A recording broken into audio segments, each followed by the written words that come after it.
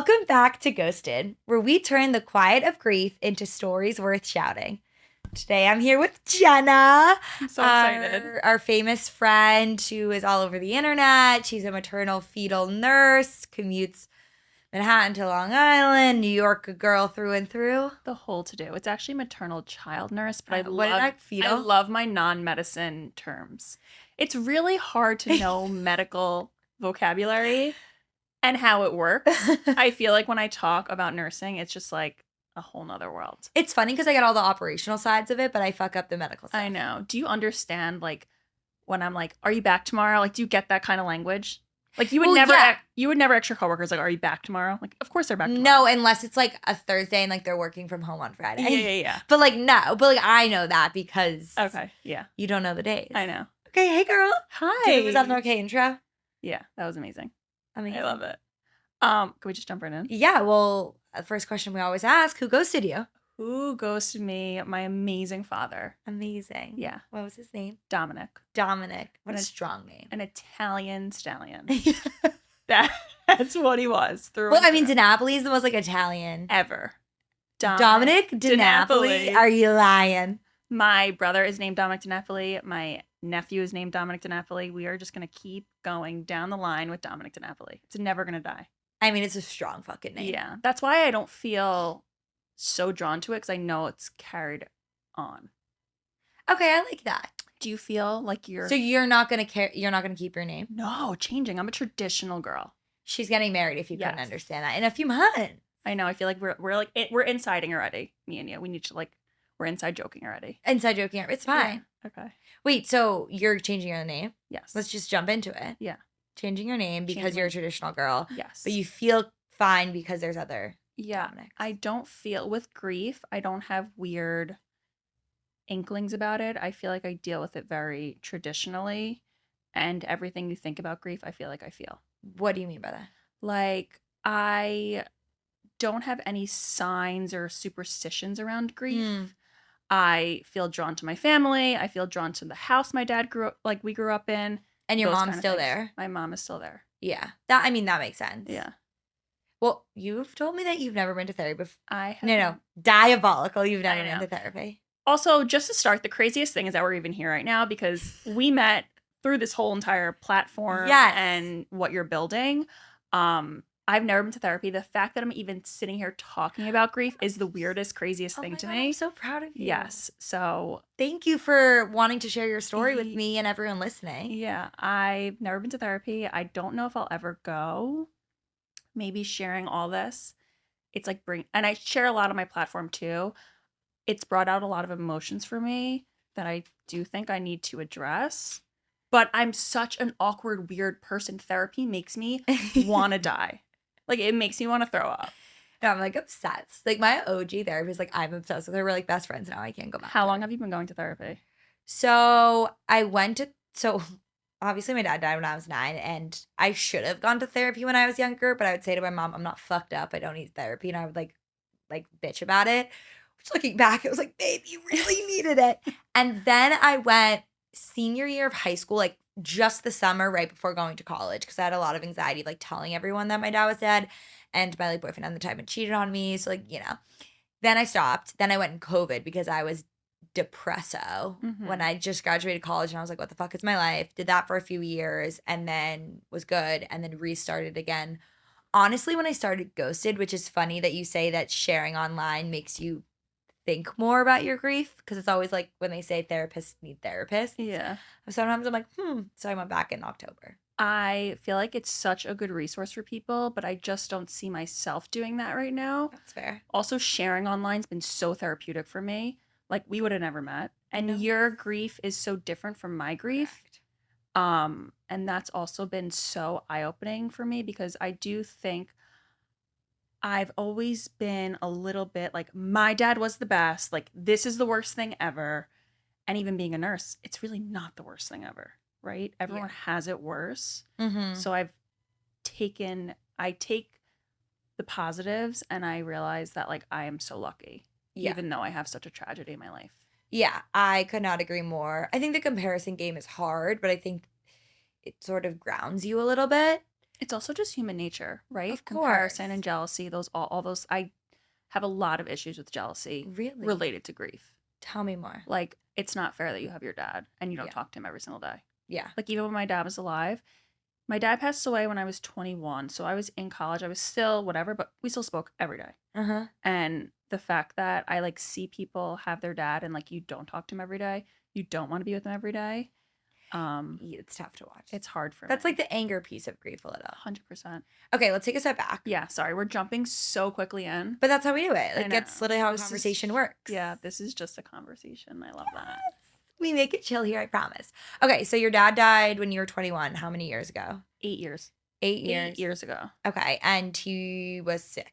My dad was sick. He died of stomach cancer. Mm-hmm. So healthy guy, not like big Italian guy, but like he liked to eat, and like we all know. I it. mean, You know what I mean? bitch, same. Like he was just You're Italian. His name Yeah, is Dominic yeah. DeNapoli. The man likes to eat. like, but like went to all his doctor's appointments. Like my mom's Yeah. a nurse also. I came home for December break, holiday break, my junior year of college. We always love to go out to dinner, of course, eating. Life is revolves around eating. And it's like they say, Jews and Italians, same corporation, different division. You're Jewish, right? Yeah, and it's the same. It's the same shit. I was like, my Jewish people are just like, I feel like they're family. It's like the same. I know. So we're going to go out to dinner. He's like, you know what? My mom's name is Mary. He's like, you know what, man? Like, my stomach, it's just not right. Let's just stay home tonight. And I was like, that's weird. I just got home from school. Like, my dad would never say no to going out to dinner. That was Saturday night. Monday, my mom was like, Dom, come into the office, my office. She does endoscopies and colonoscopies. So, like, oh my God. really crazy. Come get it. Like, just come. Something's up with you. She, like, had a feeling. She knows. She was with him for how many years? She was with, oh my God, I don't even know. My brother is 36 and my dad was 52. So yeah, I can't. She knew him well enough to know. I can do the calculations offline, but I can't do them right now. I need to like. We won't put you on the spot. A very long time. Yeah. Best marriage of ever. Anyway, come, whatever. And he goes and gets it. And then they sent him straight to the hospital. And he actually had to start chemotherapy in the hospital. Like he couldn't even. That day? Yeah. No way. Yeah, we were in the emergency room. That day he got transferred to a med-surg floor, which nursing terms. Yep. Just like a generalized floor. And it was like 11 o'clock at night when he got his bed. And my brother went back to his apartment. We called him back. We got the diagnosis that he has cancer. And then the next day he moved to a cancer floor and he got treatment that next day. Wow. Yeah. And then how long did he have treatment for in battle? He battled for 11 months. Wow. And we, of course, we went to Sloan. We went to all the hospitals here in New York City, everything, everyone. And some hospitals were better than others of how they approached my dad. But cancer treatment is pretty standardized.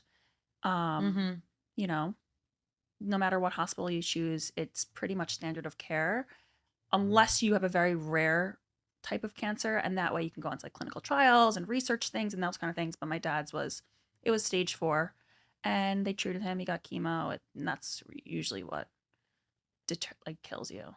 Yeah. So he couldn't walk for a while, and he just.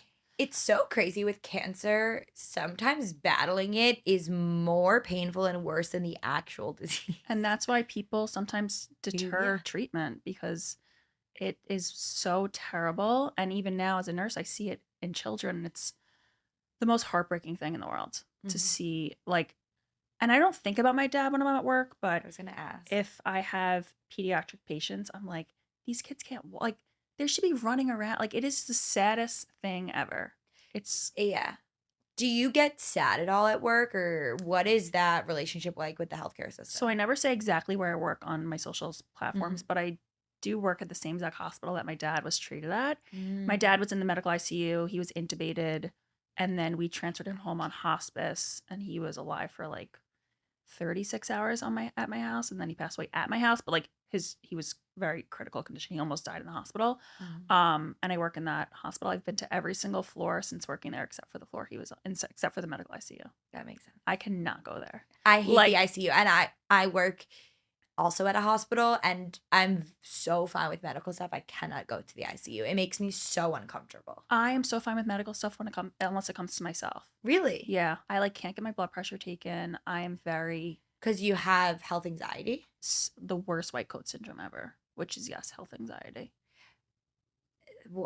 before your like always or since your No, dad died? since my dad. Really? So I never had anxiety. I used to be like, what is anxiety? Like, oh my God, just figure it out. Like, you're anxious. Like, come on. I am the most anxious person ever. I'm now on medication, thank God. Yeah. Um, Same. I love my SSRIs. I would not be able to sit here right now without them. And I feel like I'm rambling so much, so like just No, stop me you're if not. I am. But I have such a problem because I do work in the maternal child area. And of course, I don't know if I should stop my medication when I'm having children because I feel like I want to try, but I don't know if I could My function. sister-in-law didn't. She can't function without them. And she was like, it is better for my child for me to be on these meds. He's perfectly healthy. There's pros and cons. And of course, it's not detrimental. And you always see the worst as a nurse. I know. And that's really where I struggle with my anxiety now. I should go to therapy, but I think it'd bring up so much for me. And I'm at such a transitional time in my life of getting married and possibly having children soon that I can't open that door yet. But I really should. But isn't that a reason to go? Yeah, it is. No, You know? I think you will make me go to therapy. Yeah. I mean, I love therapy and I was that exact person before. I was like, fuck this. I'm not fucked up. I don't need it. I go and I love it. Not only because I think as people who've experienced grief and trauma, it's always going to affect you and there's ways to better manage it and learn how to manage it. Mhm. Also, I feel like you're like me, we're very clinical people, like working in the healthcare space that I love when I have a thought and I tell my therapist, there's an actual clinical diagnosis and thought pattern because it makes me feel less insane. Yeah. And also wanting to avoid it isn't going to fix it's never going away. So you can avoid it for your whole life, but it's going to come up at some point. And I think as you have kids and manage anxiety, you need the tools to be able to manage that. Like, I think everyone should go to therapy, even if nothing is wrong, because at some point in your life, shit's going to hit the fucking fan, and you better have the toolbox to be able to handle it when that happens. Mm-hmm. I totally. But it's scary and hard. I totally feel that way, and I know that you're right, but I have such a hard time opening up Yeah. in this kind of setting. I can talk online. I make TikToks about grief. I mean, we've spoken about it and like we're even being casual now, but to be in like a one-on-one office with someone, it's so hard for me to like even imagine that. So I'll get there eventually. It's just not happening now. But like maybe this is my therapy. This can be your therapy. You know? This is allowed to be your therapy. I talk about like I'm such an open book, so it's like No, that's why it's so funny to me that you don't go to therapy because you talk about everything. I know. So we met because you post online, and I saw videos about your grief. We talked on the phone. I was obsessed. And then we went to a Mets game together, and here we are on this couch. We went to a Mets game with a girl whose dad's birthday was that day, and he was a Mets fan. Neva, who also did an episode, was there. But what made you start posting online? I have so many answers to this. I really want, as a nurse, I'm off 4 days a week. I have nothing to do for 4 days. I don't have kids. That's true. And day shift, it's not like you're sleeping all day off. Exactly. Like, I mean, of course you're exhausted, but it's not like a night shift nurse where you waste the whole next day. So, and you don't answer emails when you're off. Like, you're off. So I have 4 days to do literally nothing. And a lot of those times it's during the week. My fiance works, my friends work, my mom works. And I was like, I need to find something else. It's going to be a per diem job. But as a nurse, you can really experience burnout. Yeah. And I was like, I need to find a hobby. I work out, I do my stuff. I'm a very big homebody. So that kind of drove me to be like, maybe I could start posting online and it would create more of a hobby for me. But also I just love talking about everything that people aren't talking about. Like that, that's exactly what you're doing. And what I love what you're doing is you're building a grief community, but not just because someone passed away. And I feel like that's what's so inspiring about what you're building is because it doesn't have to be because your grandpa passed away or your sister passed away. It's so much more than that. Mm-hmm. And like you said before, we're always going to experience trauma. Things are always going to get brought up.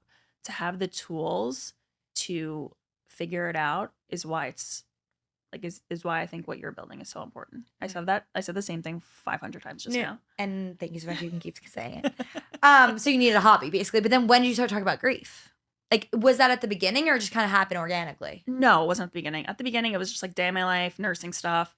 And then I started to share my mom online. Yeah. And then like, why do you go back to Long Island, but you live in New York City? Mm. It's because my mom's by herself. And like my dad passed, like, where's your dad?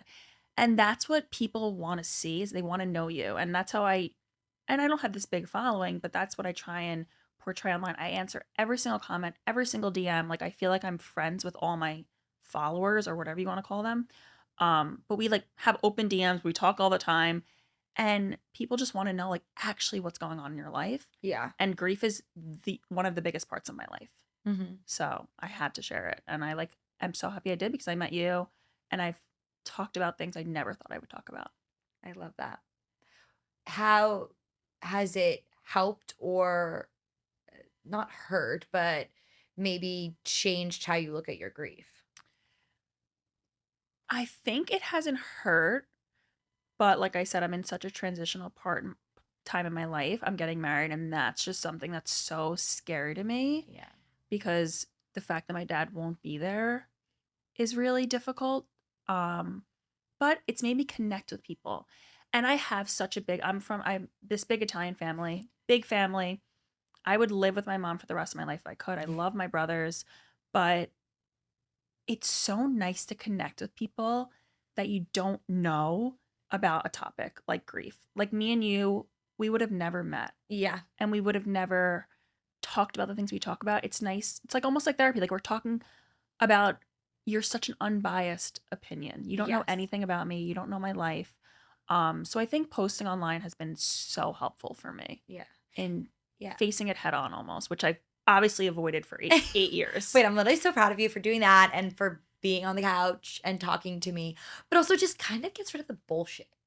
You know, like people are so fucking surface level these days and it just weeds out the BS. And there's a level of understanding from the get go, even if it's not exactly understanding. And obviously, our stories can be so different, but also so similar. And that's what I love about meeting people in this space because I'm like, why am I connecting with someone whose brother died of suicide when they were in their 20s, where my dad died of cancer when I was 9, and it would seemingly be very different, but it can in so many ways be the same. And that's what I feel like is so hard with social media, with podcasts. And I think that the stigma behind therapy and mental health, like it just I don't feel drawn to that topic. I know mental health is important and I've seen it. I treat patients with it, but kids, it's so sad. My mental health, I can't imagine where I would be right now, where my anxiety would have taken me if I didn't get it treated. So I get the whole mental health space, but it just comes off very like sappy and like stuffy. And yes, and like this is my whole personality and I never wanted to be that. That's why therapy and mental health never got my attention. But what you're doing, what I'm trying to do, it's normal. Like we can be so anxious and it doesn't have to be our entire life. I can be like, I am the most down-to-earth person, but if you gave me a Chanel bag, does that make sense? Like, I'm both. Like, we're real. Like, I'm not It's a duality of a person. Yes. Like, I'm not this whole... Yes, exactly. It doesn't feel so serious. I might say the wrong thing sometimes, and that's okay. You're human. Yes. And I feel like social media, podcasts, everything is so structured and... It's stuffy.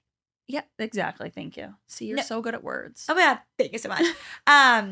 I'm trying, but no, again, the whole thing of like, you talk so transparently online. If you don't follow Jenna, you're a loser, follow her, because not only I find you fucking hilarious, but also it's just honest. Like it's actually like you're just on your friend's private story. Like that's how it feels. Exactly. But I think we just need to normalize that because everyone curates a life or avoids hard conversations, or if you're going to talk about grief or trauma or anything negative, it's so in a box of like, this is only talked about in one way. It's like, no, we can talk about it in many ways. I say all the time, shaking ass and talking about hard things. Like you can be a duality of a human being. You also create the first second we talked on the phone, when me and Emma first met, you emailed me and I spoke on the phone. I was trying to be so professional. Yeah, you were so professional. I had to be. You're just so easy to talk to. I'll cry. And like normal, right? Like we talk about stuff, but then we just like switch and like even coming here today, it was just like sit on the couch. We're just talking. Yeah. I don't even try to like structure these because I'm like, that's not like an interview. That's not how it is. That's not how humans interact with each other. Exactly. And that's what I feel like you're trying to do, what I'm trying to do, just like being ourselves and just it shows through people that just are tagging along and following along because Yeah. that's what life is.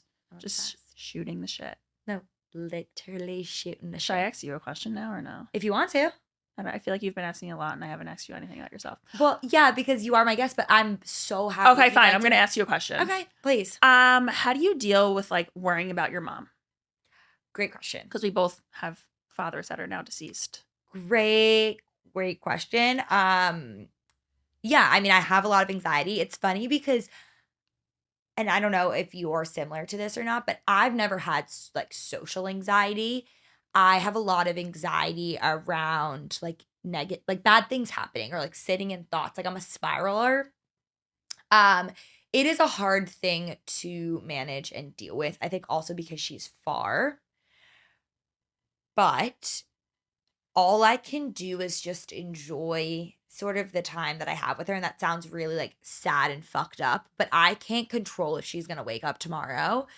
And I hope that we can have a relationship where I look back on and I'm happy with that. But also, I'm crazy and like I will make her go to the doctor constantly. I think she also takes on a lot of that anxiety. Like, I remember in college, she got diabetes, like type 2 diabetes, which like runs in our family, like high blood pressure and all that stuff. And I remember her crying to me on the phone and she was like, how can I do this to my kids? And so, like, her wanting to make sure she takes care of herself in any way that we can.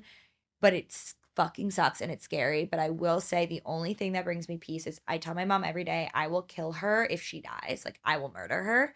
And she has to live to 110. But I have people in my life who've lost multiple people and they're okay. So all I can do is know that, like, God fucking forbid, I will find a way to be okay. That's literally it. Yeah, I feel that way too. First of all, me and my mom will be sharing a casket. So we're going to like, I don't know if I'm going to lay on top of her. I'm going to lay next to her. I don't know if they make them wide enough. But like, we will be sharing one. Is that allowed? I don't know, but it Fuck will, your husband? we will be. Oh, me and my mom, 100%. Like, wait. Because we're dying together. Right. Because we're dying well, together. No, I literally tell my mom, like, I'll murder you. If you start dying, I'm going to come back and kill you. But we won't, right? Because we'll be okay. Right. And our lives are just beginning. Like, I talked to my mom, and when my dad was alive, we even spoke about it. They're like, they would always be like, their memories were just like when we were little kids. And I'm like, did you guys have a life before us? Like, you know, I feel like now everyone's always like, oh, like, you don't want to have kids. You don't want your life to stop. I feel like your life starts when you get married and have children. And those are the best years of your life. I can't even imagine all the things that are going to go wrong in the next 20 years. Like, I'm going to have so much more loss, heartbreak, whatever, but I'll be fine. Yeah. Like, I will be fine. This has actually changed me as a person. Correct. And as much as my life would be so perfect with my dad here, every day is like, has like a cloud over it. It's always there. I am not who I would be if my dad was here. I would have no challenges. I would be the most spoiled, I said all the time, person. I would be the most spoiled, fucking annoying bitch. Yeah. More than I already am. You definitely would be. Yeah. Like, because you're so outgoing and you would just be like too perfect, you know? No, I would literally suck. You would have nothing to ground you. I would be the biggest bitch ever.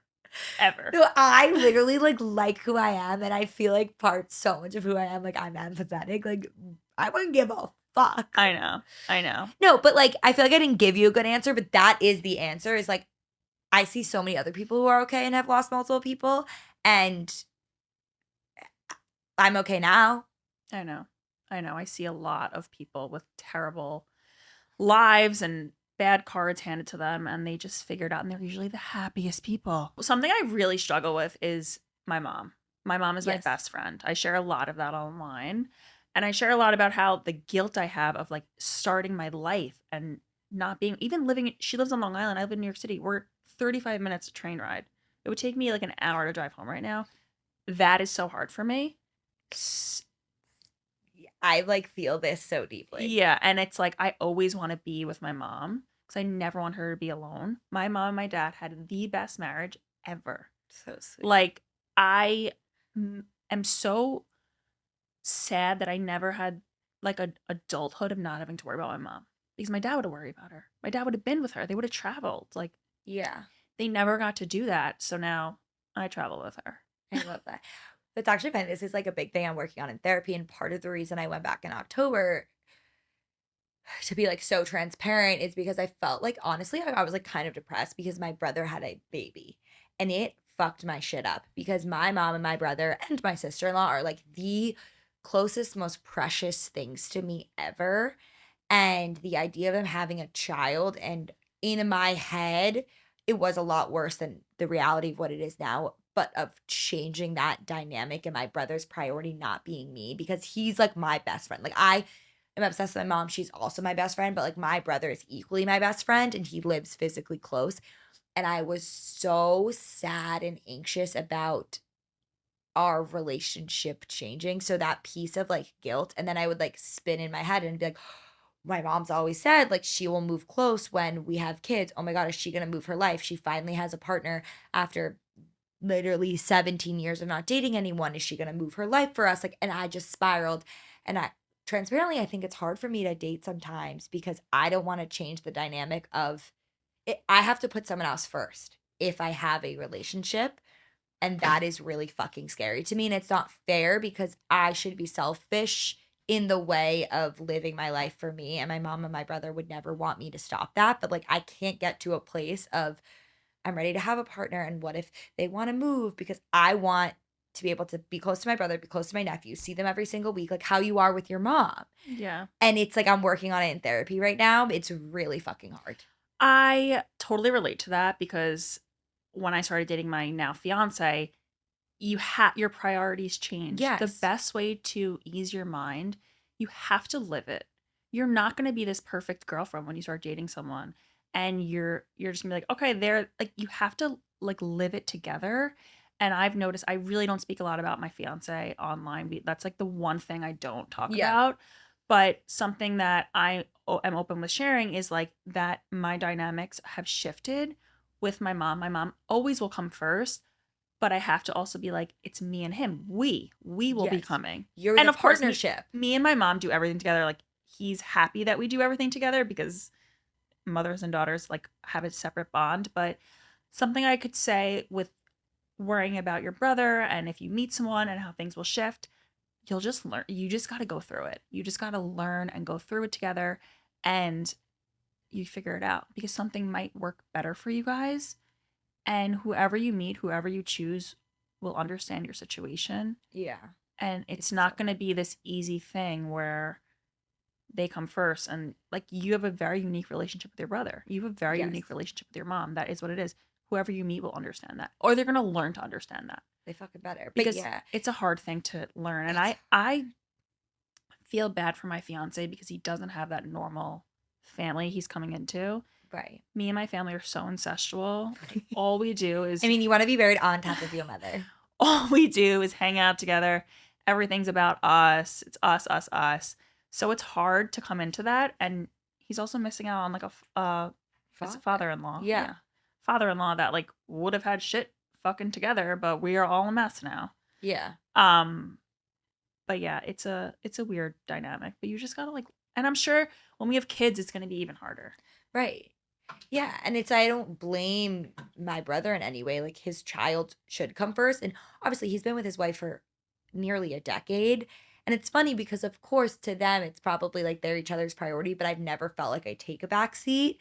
And now he can't pick up the phone at certain times or can't call me at certain times. And it's hard. And I get anxious of introducing another dynamic to that because I'm like, at what? I call my partner before I call my mom or my brother? Like, that's diabolical. Yeah. It's But I know it's how it should be. And I need not be selfish, but it is my life. I can't live for them. But it's so much of like anxiety with my dad too. I've learned through therapy this time around, we're doing a lot more like childhood work, which I've never done before.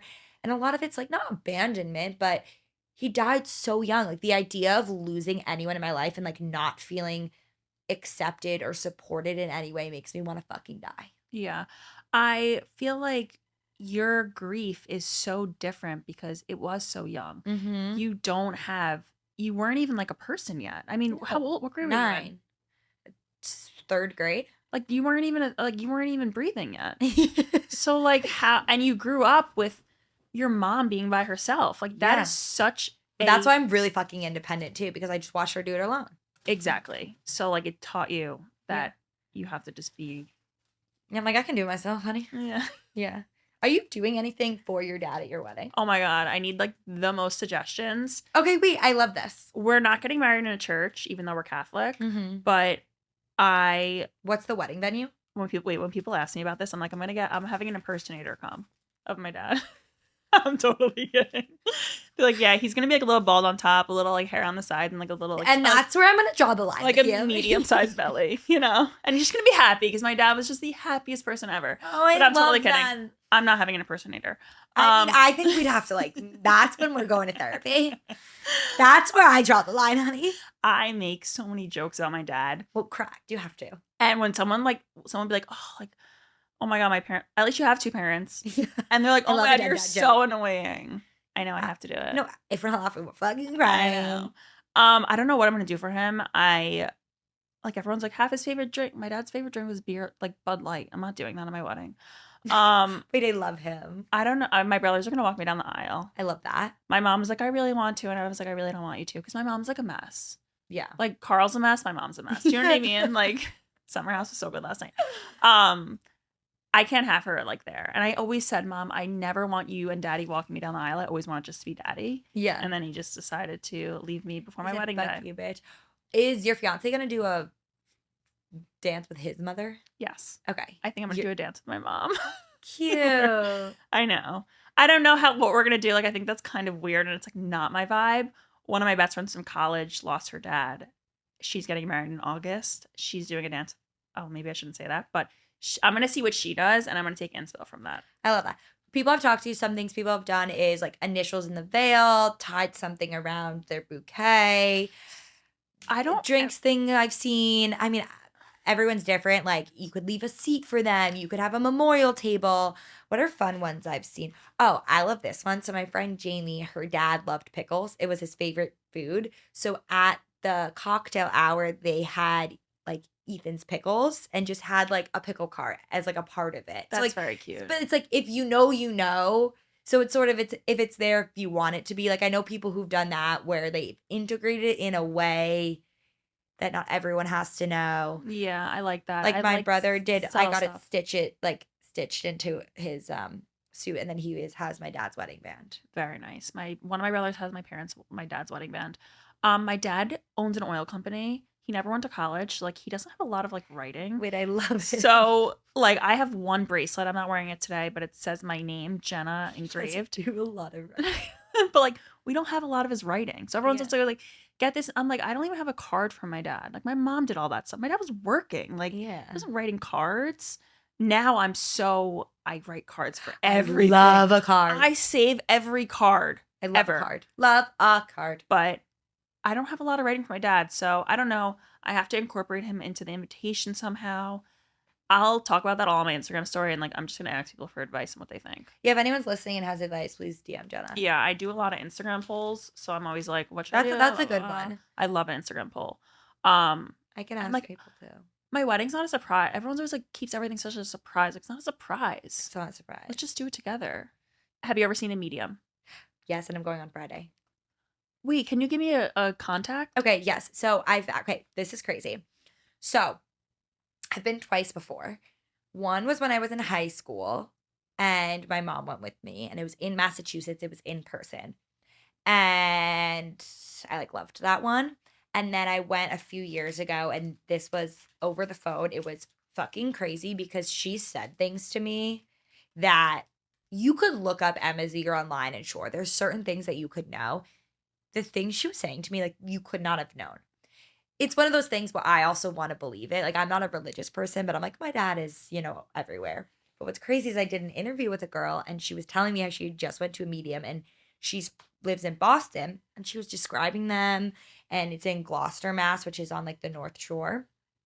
And I was like, holy fuck, I think I have seen this person. I think it's who I saw in high school. The first medium you went to. Yes. And like, this girl literally a few weeks ago was telling me about it. And I was like, holy fuck. Like, I'm pretty sure I went to this person. And I was like, it's so funny because I've been wanting to go back.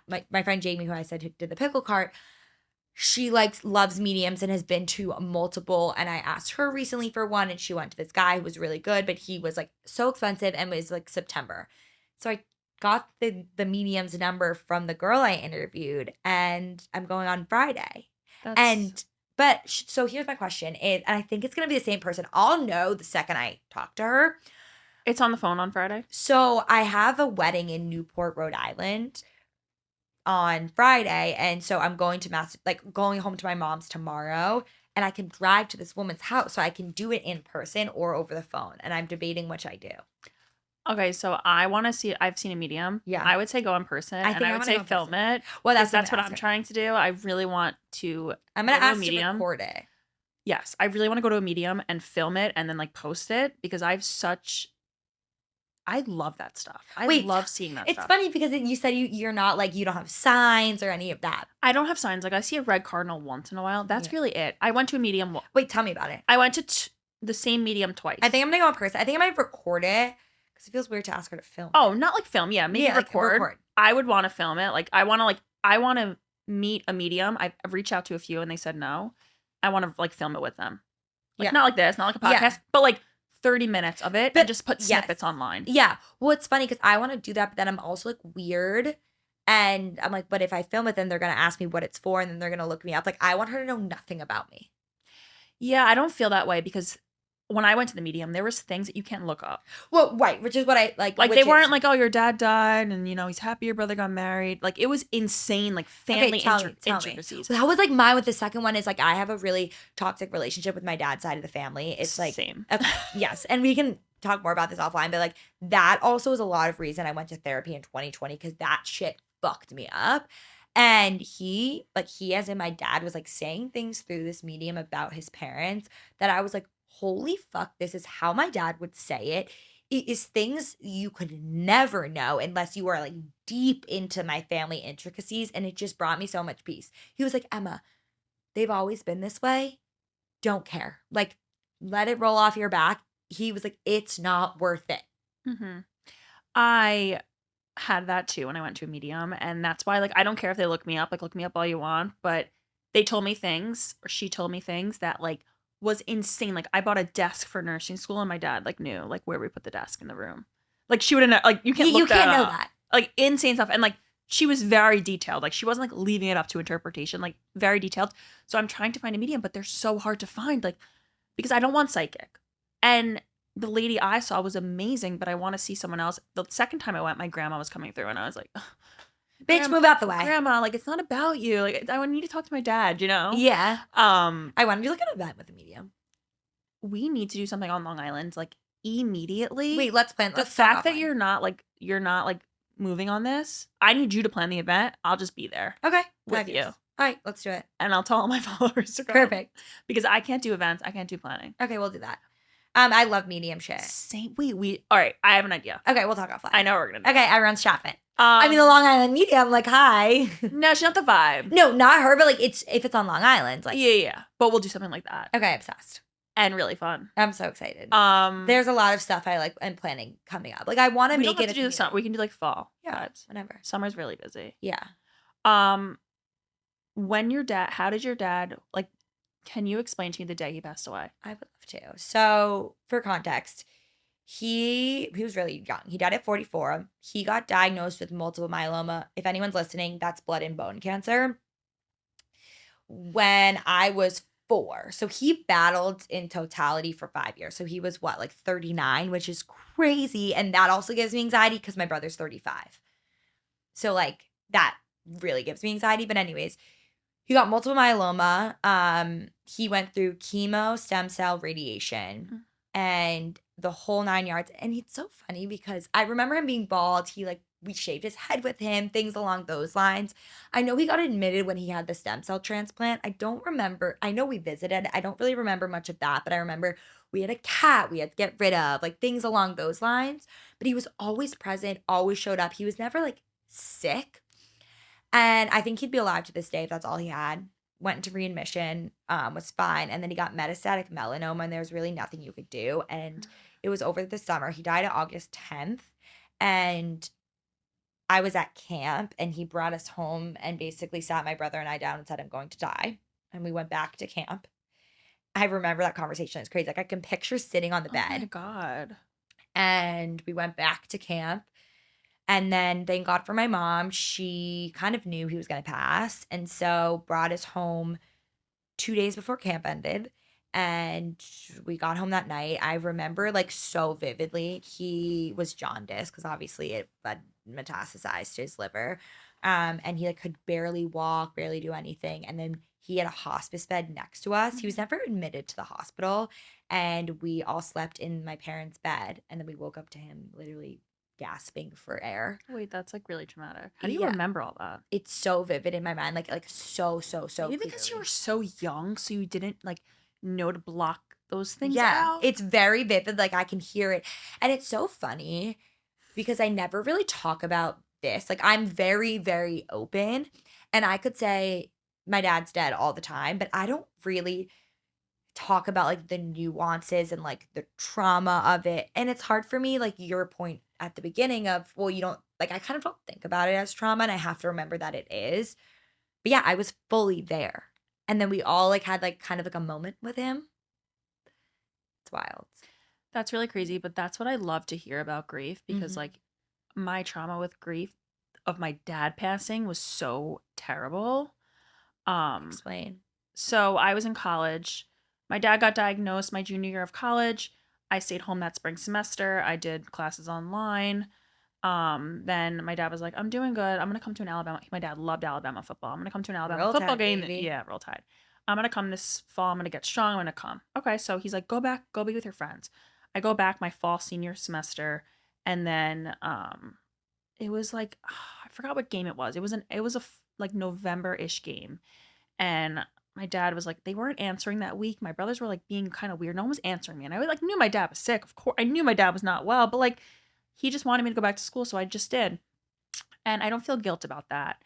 And I woke up on Sunday after like a game day, and my aunt was like, "You need to get home now." Jumped on a plane, got into the hospital, saw that he was intubated. I wasn't in nursing school at the time, so I didn't really know a lot of medical Yeah. things, but I saw that he was intubated with a tube down his throat. That's fucking worse. And he was in the ICU. And then it was like 5-ish days. He was intubated, but not sedated fully. So he was awake. So he was writing us letters because you can't talk with the tube down your throat, of course. We were watching one of the Alabama games together. So I guess it was like 10 days he was intubated. We were watching the games together, and he never spent a second in the hospital by himself. My brother slept there. I slept there. It was the worst. He would try and pull the tube out. We'd have to like stay awake with him at the bedside, whatever. And So you remember all of it. I remember all that. And then the doctors were like, we need to make a thing. So we were going to take him off the ventilator. His side of the family, my mom's side of the family, there was probably 50 people in the hospital that day, all came thinking my dad was going to pass away. And it was just us and his mom in the hospital room. They took the vent off. I swear he died and came back to life. And it's like, I don't know what they call it when you get like that second wind right before you're about to pass away. He was like, "I'm up," like talking. It was the craziest thing. Talking, "I'm up," having everyone come into the room. All his friends came, call this person, come see me. I love him. It was like a revolving door. He was hanging out all night. And then the next day he like, had his moment. yeah, he like fell into like sleep. And they were like, "We have to get him home for hospice." My mom was like, "He is not dying in this hospital. We're getting him home." Yeah. We got him home, like 36 hours at home. Thanksgiving Day, had everyone, not everyone, just immediate family. He died on Thanksgiving. He died on Thanksgiving. He let us eat dinner. And then my families did something separate, but then we had everyone come over after because my mom couldn't cook for everyone. It was just his mom. On Thanksgiving. Yeah. And then we had everyone come over to see him. Wait. And then he passed away when everyone was there. And you've had what's the date? It's November 22nd. So but you've had another Thanksgiving with it? Like this day, because you know it's every Thursday. Have you had another Thanksgiving where the death No, so it's anniversary like falls? Thanksgiving sucks. November 22nd sucks because it's not the same date. So I have Right. 2 days of my dad. Right, you have 2 days. I know. So But it's then like, does Thanksgiving it hasn't fallen I on the don't think 22nd so. again? I No. don't think so, but I haven't really paid attention to that. So I'm just like Wait, not normal. I'm that's like not okay in November. I mean, Yeah. yeah, it's such a. It was, and it's That's his a tough birthday one. month, but When's his birthday? November 30th. 30th. Yeah. So Why'd you question that? I don't know. I'm not a birthday girl. Yeah. My fiance's birthday's soon. You're like, I don't know. I don't do birthdays. It's just like I am not there. I don't do anything for my birthday. I don't care. You're in July, right? I'm February. Okay, so actually so wrong. February Yeah, what? 11th. That's my birthday. No, it's not. Really? Wait, how did we not know this? That's my birthday. Did we know each other this February? No. No! Wait, I thought you were That's so. Are you 1997? 8. Oh, So we're- 1997. wait, do you know what time you were born? No, my mom probably doesn't even know either. We. Wait, that's so funny. That's why we connect, because we're the complete opposites, but we are connected by birth. Wait, you think we're the complete opposite? 100%. Wait, why? You're so outgoing. You are too. You're so easy to talk. I would stay in my house for the rest of my life and be the happiest human being. But I love being at home too. No, but you love going out. You love talking to people. Like, I could never talk to someone again and be so fun. No, I will actually be depressed, like lose my mind if I'm alone for too long, but I like moments of alone. Do you do nothing? Yeah. Like, I do nothing all the time. And I'm so busy at the same time. Do you know what I mean? Yeah, I love to rot and do nothing, but it for a period of time. Yeah, no, there's like COVID fucked me up when I started going to therapy again because I was in college and we were on spring break when the world shut down. So I had to go and quarantine in my apartment at school, but my roommates weren't there because my mom was like, you can't bring fucking COVID back. And she's an eye doctor, so she was with patients. I made it 10 days. I was so depressed. I couldn't make it the 14 because I was alone. And I wasn't even fucking alone the whole time because there was other people, my friends who were on spring break with me. So we would all been together. So we just like made our own quarantine bubble. And I was seeing other people and I was still so depressed.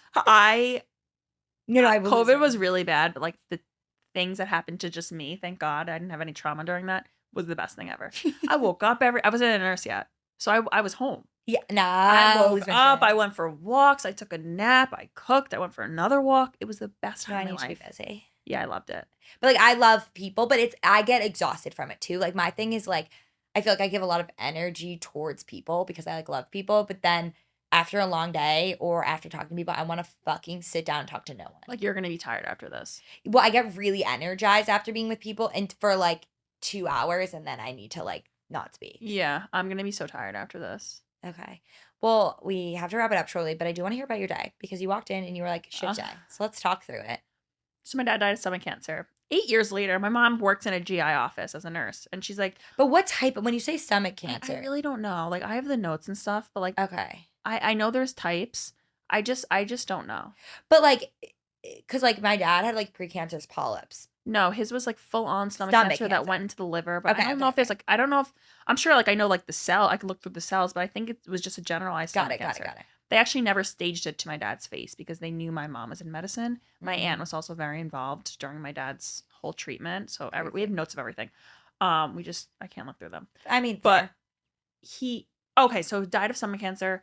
My mom's like, hey, Dr. Blah wants you guys, he was looking through the notes the other day. He wants you guys to go get genetic tested, even though it's not like the BRCA gene, which is what you hear about with genetic testing. Yes. I'm like, oh my God, like, okay, whatever. She's like been hounding me to do it. I didn't realize that stomach cancer was genetic. It can be. That's like melanoma, but you don't test for it.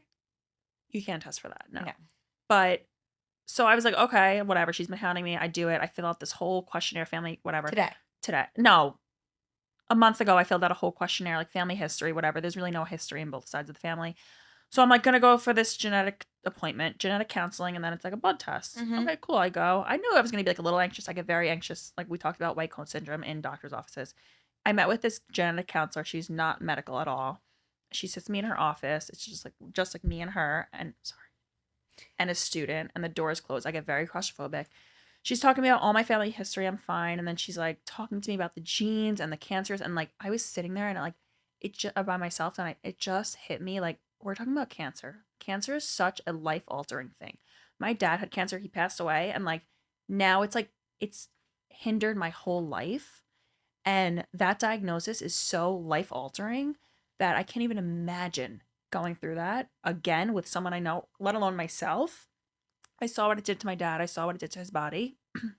So I was like sitting there and she's talking to me about like the genes and and I was like, I really don't care. Like I just take the blood and I really need to get out of here. And she just like you wouldn't want to know if you had it. I would want to know, but I just couldn't sit there by myself. Fair. That's very fair. Like I was like, this is not happening right now. And then she was like, she had to go through everything because I think it's like she's responsible for it. And I was just like, I get that. I just like, okay, do whatever you got to do. Like, I'm a nurse. Like, okay, cool. I go. She kept going and going. And then we're going through all the signing. And she's like, just so you know, if you come back positive for something, life insurance can decline your policy. That is fucking absurd. I know. And I was like, wait, that was the only thing that, like, she was like, you might have to pay insurance, my car. I was like, I don't care about that. This one thing stuck out to me. And I was like, that's so weird because I'm getting married. I don't have kids yet. Like, I need to really think about that kind of stuff. I'm only 29. Maybe I should have had a life insurance policy now, but I don't. And I openly talked about that on my Instagram story today. But she was like, yeah, they can say no because if you come back positive for a genetic cancer, yes, you might not get it, but they can dive deep into your medical history.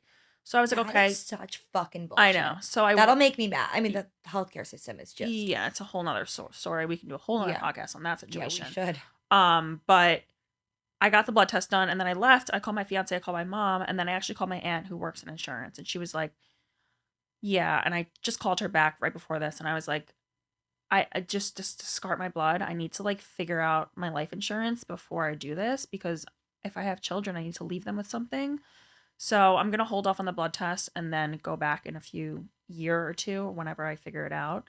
But yeah, they can decline you life insurance if you are positive, and it might be like, yes, you're positive for a certain type of genetic cancer, but you might never get it. Correct. But they can. That honestly, thank you for sharing that because I don't think people know that. No one knows that. Is so fucked up, and we should talk about that. That is ridiculous. I know. I need to make a video on that because it really is so crazy. But no, the lady did such a good job, and I called her back and I was like, I'm so sorry. I wasted the phlebotomist time. I wasted your time. Like, she was like, no, I'm so glad you know everything now. But I was like, you should have led with that because like, at least you have the context. I know, but like that's a major thing, and I don't think people would.